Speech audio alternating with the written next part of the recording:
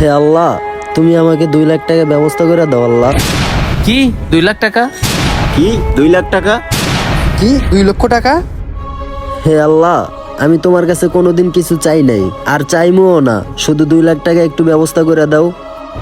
হয় মনির, এদিকে আয় তো। হ্যাঁ বন্ধু, কি হয়েছে বল। হয় শোন, আমার লগে চল। ওই বেটা ফকিরের বাচ্চা, তোর বাবা মা তোকে কিছু শিখায় নাই? জি ভাই, কি হইছে? তুই প্রতিদিন এখানে আসিস আর আল্লাহর কাছে টাকা চাস। টাকা কি এতই সস্তা যে আল্লাহ তোর পকেটে টাকা দিয়ে দিবে? আর টাকা কি গাছের পাতা মনে করছস যে চাইলেই পাওয়া যায়? আর শোন, তোকে একটা কথা বলি, আজকের পর থেকে তোকে যেন আর এই এরিয়ায় না দেখি। আর যদি তোকে দেখছি তাহলে তোর পা ভেঙে গলায় ঝুলাই দিব। হ্যাঁ বন্ধু, তুই ঠিকই বলছিস। এই ছোট ভাই, তোর যেন এই এলাকার ভিতরে যাতে না দেখি।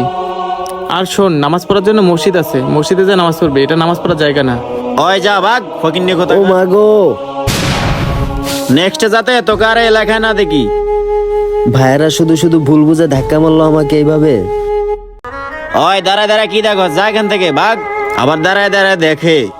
কি ব্যাপার বুঝলাম না, ওরা দুজন মিলে ওই ছেলেটার সাথে এরকম আচরণ করতেছে কেন? আল্লাহ, তুমি ভাইদের উপরে হেদায়েত দান করো। আচ্ছা, আমি তাহলে এখান থেকে চলে যাই। চল বন্ধু, ফকিন্নি মুডটাই নষ্ট করে দিছে। আরে বন্ধু, তোরা দুজন মিলে ওই ছেলেটার সাথে এরকম খারাপ আচরণ করলি কেন?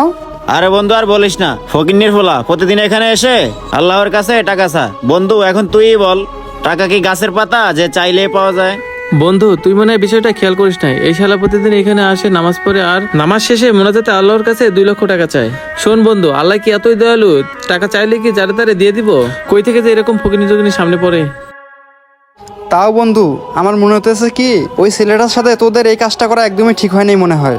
আর শোন বন্ধু, ও যেখানেই নামাজ পড়ুক না কেন, ও তো আল্লাহর ইবাদতই করতেছে, আর সেটা তো কোনো খারাপ কাজ না। আর একটা কথা বন্ধু, ছেলেটা মনে হয় কোনো বিপদে পড়ে আল্লাহর কাছে টাকার জন্য হাত তুলছিল, আর তোরা তার সাথে কি করলি? ছেলেটাকে অনেক খারাপভাবে অপমান করে এখান থেকে পাঠাই দিলি। অপমান তো করছস, আবার ঘাট ধাক্কা দিয়ে পোলাটাকে ফালাই দিছস। তবে বন্ধু শোন, তোরা কিন্তু দুজন মিলে কাজটা একদমই ঠিক করিসনি। আরে রাখ রাখ, তোর এত আমাদেরকে জ্ঞান দেওয়া লাগবে না। আচ্ছা ঠিক আছে, তোরা তাহলে থাক, আমার একটু কাজ আছে, আমি যাই। না, যেভাবে হোক ছেলেটার কাছ থেকে আমাকে জানতে হবে কেন সে 2 লক্ষ টাকা মোনাজাতে বয়ে চায়। আল্লাহ, আমি যে এই টাকাগুলো কিভাবে ম্যানেজ করি। ওই তো ছেলেটা, যাই তো দেখি ছেলেটার কাছে। তুমি একটা উপায় বের করে দিও আল্লাহ। এই ভাইয়া। জি ভাইয়া, কিছু বলবেন? আচ্ছা ভাইয়া, তোমার হয়েছে কি আমাকে একটু বলো তো। ইদানিং দেখতেছি তুমি প্রত্যেক দিন রাস্তার পাশে এসে যায় নামাজ বিছিয়ে নামাজ পড়ো, আর নামাজ শেষে মোনাজাতে আল্লাহর কাছে 2 লক্ষ টাকা চাও, কিন্তু কেন আমাকে কি একটু বলবা? আসলে